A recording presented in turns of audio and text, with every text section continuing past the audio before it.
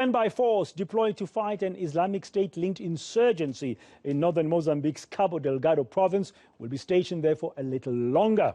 SADC has extended the troops' deployment. Mozambique's President Filipe Nyusi has said this may bring about much-needed peace and stability in the country. Senior researcher from the Institute for Security Studies, Liesl Louw-Vaudran, joins me now to discuss this further.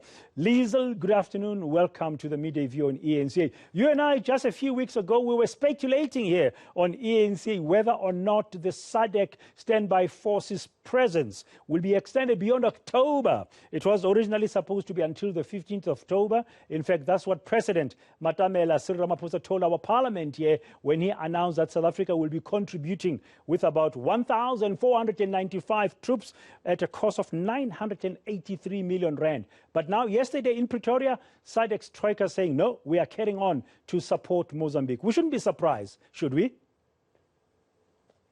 Yes, good afternoon, Dan. That's true. I mean, as you and I discussed, they literally just started their deployment in the beginning of September. Actually, some of the operations started, and there are fewer troops than initially SADC had said they would.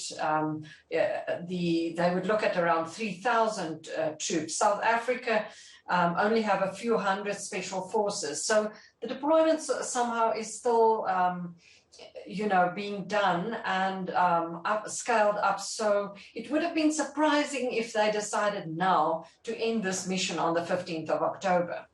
Yeah, and also knowing that SADC, as you've said, went in there later or after the Rwandan troops who were already on the ground. In fact, I'm going to be speaking to a Rwandan military officer in the next hour here on eNCA to find out from them what's happening on the ground, because reports coming out of Maputo is that Rwanda is planning to be there for as long as is necessary. Could we anticipate the same to happen with the SADC standby force? Yes, of course, the SADC standby force is a little different. I mean, we have 4 countries at the moment participating, 5 actually with a small group from Angola. You have the oversight of the parliaments, etc. And then funding is a big issue. It still isn't clear where exactly Rwanda is getting the funding for its mission. It will be interesting to find out. I mean, President Paul Kagame says that this is a mission by the Rwandan government to assist other countries, but it's very expensive. They sent 1,000 troops initially, and it sounds as if this will almost be doubled in size. They also have, quite sophisticated equipment and so on. Rwanda is already involved in other places like the Central African Republic. So there's a bit of uncertainty over, Rwanda's capabilities then. But for now, the two forces are literally separate. So Rwanda is basically more on the coastal area there where the big LNG, liquid natural gas projects are, and the SAMIM, the SADC force, is then in other areas. So there seems to be some coordination, although you will notice from the statement from the Organ Troika meeting yesterday, there was really no mention of the Rwandan deployment, which is kind of, one would even have expected a Rwandan presence, because the meeting in Pretoria was to discuss the situation in Cabo Delgado. And we know Rwanda is a big player there, but Rwanda wasn't present. Yeah, it's a bit odd that they could not even be invited as an observer or a contributor of sorts, because, as you say, they are on the ground. That would suggest there could be some tensions between the Rwandan mission and the SADC mission, or Mozambique's President Filipe Nyusi wants to keep the two parties separate. When you talk about funding, I mean, President Ramaphosa told our parliament in July that South Africa is budgeting 984 million rand.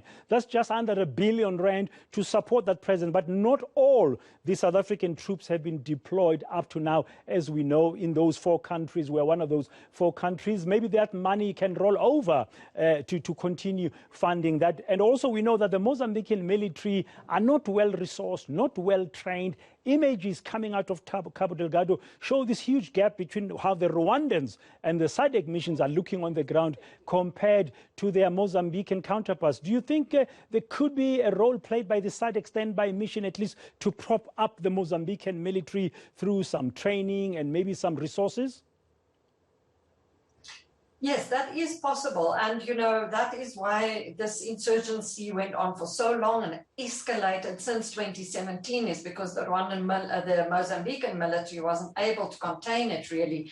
There are training missions that have now started. The EU, for example, is starting a big training mission of the Mozambican military. The US also earlier this year was involved in training. So at this stage, the SADC force is mainly in the offensive, operations, because even if countries and member states of the European Union would have liked perhaps to help Portugal and so on in the fight against the insurgency, they wouldn't have a mandate to actually, have offensive operations like these. So they're doing the training largely. And then, as you say, the financing is a really tricky issue, and we haven't seen exactly how much has been spent now in the last, let's say, the last 2 months, August and September, when this, since the forces have been on the ground. But there are other options, Dan. I mean, there's the African Union that also has a peace fund. Eventually, the SADC can approach other organizations such as the African Union, also the United Nations. That will come with a whole load of other, criteria, but still, at this stage, it seems as if they're going to stretch the budget. We are told that most SADC member states, even those that are not fighting in Cabo Delgado, are contributing financially. So for now, it is still SADC financed.